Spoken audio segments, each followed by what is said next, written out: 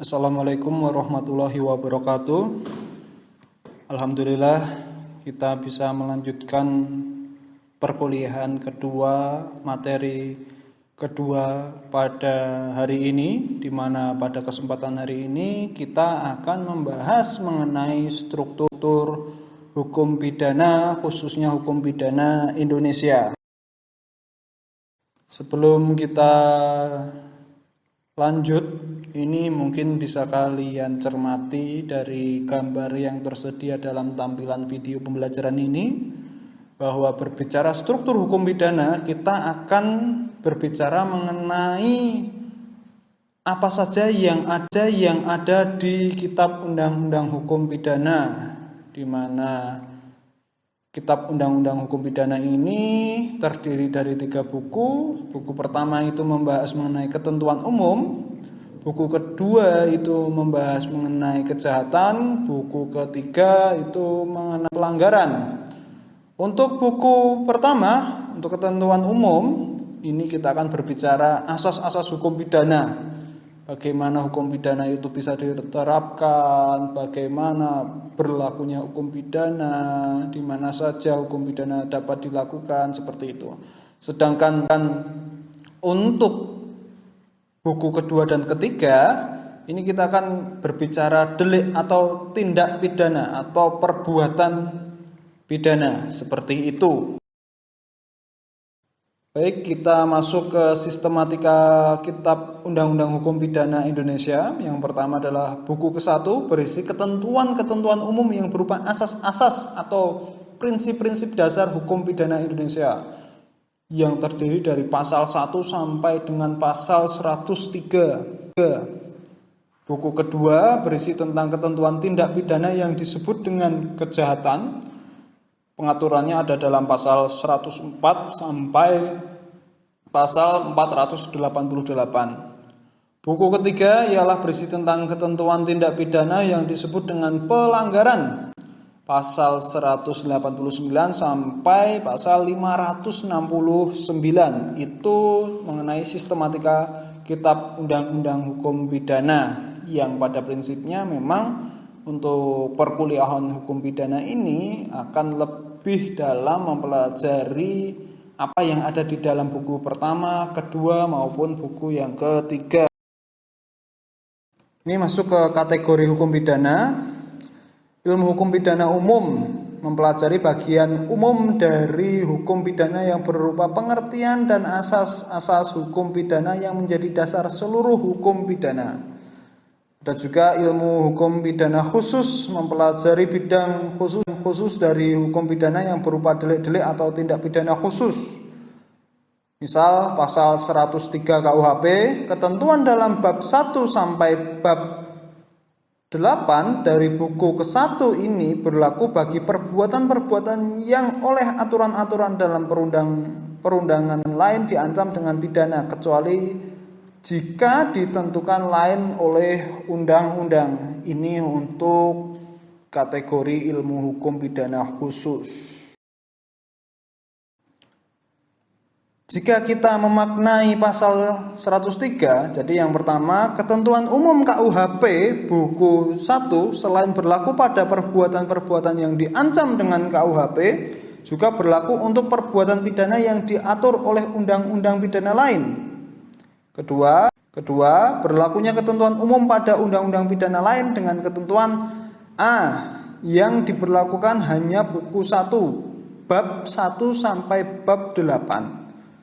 B, berlakunya ketentuan umum KUHP jika dalam undang-undang di luar KUHP tidak memuat ketentuan lain yang bersifat lex specialis. Nah, di sini berlaku juga salah satu asas hukum, lex specialis derogat legi generali. Jadi nanti dalam perkembangannya kalian akan menemui apa itu yang dinamakan pidana umum, apa yang dinamakan pidana khusus. Pidana khusus secara spesifik memang bisa dikatakan ada aturan di KUHP, tapi diatur lebih khusus di undang-undang lain seperti tindak pidana korupsi, terorisme, narkoba, pelanggaran kejahatan HAM berat seperti genosida dan sebagainya, seperti itu. Baik, sekarang kita masuk mengenai kejahatan dan pelanggaran. Jadi yang pertama harus diperhatikan adalah percobaan dan pembantuan dalam pelanggaran tidak diancam pidana. Hal itu diatur dalam pasal 54 dan pasal 60 KUHP. Anggota pengurus dan komisaris dari suatu badan hukum yang diancam pidana berdasarkan pasal 59 KUHP hanya berlaku untuk pelanggaran saja. Jadi ada klasifikasi mengenai kejahatan dan pelanggaran yang diatur dalam pasal tersebut. Perbarengan atau konkursus dalam kejahatan dan pelanggaran berkonsekuensi berbeda. Pasal 63 sampai pasal 71 KUHP. Jadi ada perbarengan antara kejahatan dan pelanggaran dilaksanakan bersama-sama, itu memiliki konsekuensi yang beda sesuai pasal yang saya sebutkan tadi. Selanjutnya delik aduan hanya untuk kejahatan saja. Pasal 72 sampai 75 KUHP. Jadi kalau misalnya kalian itu sering melihat di pinggir jalan itu ada razia kendaraan bermotor atau razia surat-surat kendaraan yang dilakukan oleh polisi, ketika ada yang tertangkap atau ada yang didenda dan sebagainya, itu sifatnya pelanggaran tanpa harus ada delik aduan sehingga langsung bisa diproses. Berbeda halnya apabila delik aduan itu harus ada pengaduan dari pihak yang menjadi korban, seperti itu. Ini selanjutnya, di luar pelanggaran yang sifatnya ringan, ada kejahatan yang disebut ringan, penganiayaan ringan terhadap hewan, itu juga diatur dalam pasal 302 KUHP. Penghinaan sederhana, bersahaja, itu juga ada pengaturannya. Penganiayaan ringan, pencurian ringan, penipuan ringan dalam jual beli, pengerusakan barang ringan, penadahan ringan, sampai pembedaan antara kejahatan dan pelanggaran tidak berdasarkan pertimbangan yang jelas. Dalam RUU KUHP mendatang pembedaan kejahatan dan pelanggaran dihapuskan. Seperti itu. Sekarang kita akan membahas mengenai penggolongan hukum pidana. Yang jelas, yang pertama ada hukum pidana material, yang kedua adalah hukum pidana formil. Hukum pidana material adalah hukum yang berisi tentang norma perilaku yang dilarang. Substansi dari hukum pidana itu apa?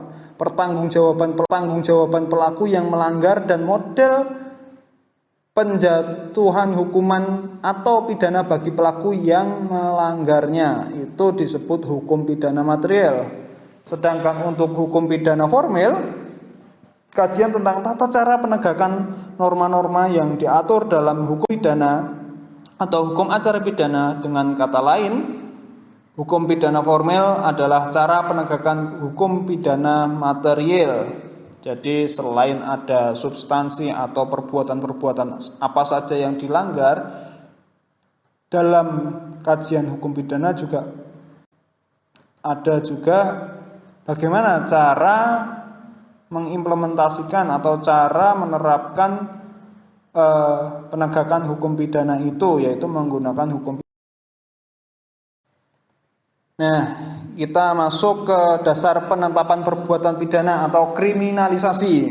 Jika kalian mendengar kata kriminalisasi, harusnya sudah tidak asing lagi, karena beberapa waktu terakhir ini istilah ini cukup banyak muncul di media sosial, baik cetak maupun online. Sebenarnya apa itu kriminalisasi? Jadi kita simak pelan-pelan. Jadi keseimbangan sarana yang digunakan dalam hubungannya dengan hasil-hasil yang ingin dicapai. Analisis biaya terhadap hasil-hasil yang diperoleh dalam hubungannya dengan tujuan yang ingin dicari. Jadi di sini kriminalisasi itu bukan dalam konteks hal negatif yang dilontarkan atau dilakukan oleh negara untuk menjatuhkan martabat seseorang, tetapi kriminalisasi itu adalah penetapan perbuatan pidana yang dilakukan oleh seseorang, seperti itu. Apa saja yang menjadi pertimbangan seseorang itu dikriminalisasi? Yang pertama adalah keseimbangan sarana yang dipergunakan dalam hubungan dengan hasil-hasil yang ingin dicapai. Analisis biaya terhadap hasil-hasil yang diperoleh dalam hubungannya dengan tujuan-tujuan yang ingin dicari. Penilaian atau penaksiran tujuan yang dicari itu dalam kaitannya dengan prioritas-prioritas lain yang dalam pengalokasiannya sumber-sumber tenaga manusia, dan pengaruh sosial kriminalisasi dan dekriminalisasi yang berkenaan dengan atau dipandang dari pengaruh-pengaruh yang sekunder. Selain itu juga harus diperhatikan beberapa hal mengenai kriminalisasi. Apakah perbuatan itu tidak disukai atau dibenci oleh masyarakat karena merugikan, atau dapat merugikan, mendatangkan korban, atau dapat mendatangkan korban. Apakah biaya mengkriminalisasi seimbang dengan hasil yang akan dicapai, artinya kos pembuatan undang-undang, pengawasan dan penegakan hukum, serta beban yang dipikul oleh korban dan pelaku kejahatan itu sendiri harus seimbang dengan situasi tertib hukum yang akan dicapai. Apakah akan makin menambah beban aparat penegak hukum yang tidak seimbang atau nyata-nyata tidak dapat diemban oleh kemampuan yang dimiliki? Apakah perbuatan-perbuatan itu menghambat atau menghalangi cita-cita bangsa Indonesia sehingga merupakan bahaya bagi keseluruhan masyarakat di Indonesia?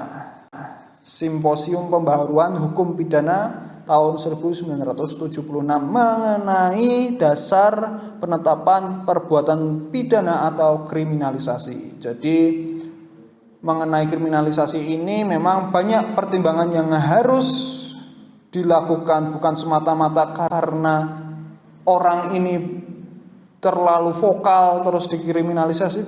Tidak sesederhana itu negara mengkriminalisasi orang-orang tertentu seperti itu. Itu saja yang dapat saya sampaikan, kurang lebihnya saya mohon maaf. Wassalamualaikum warahmatullahi wabarakatuh.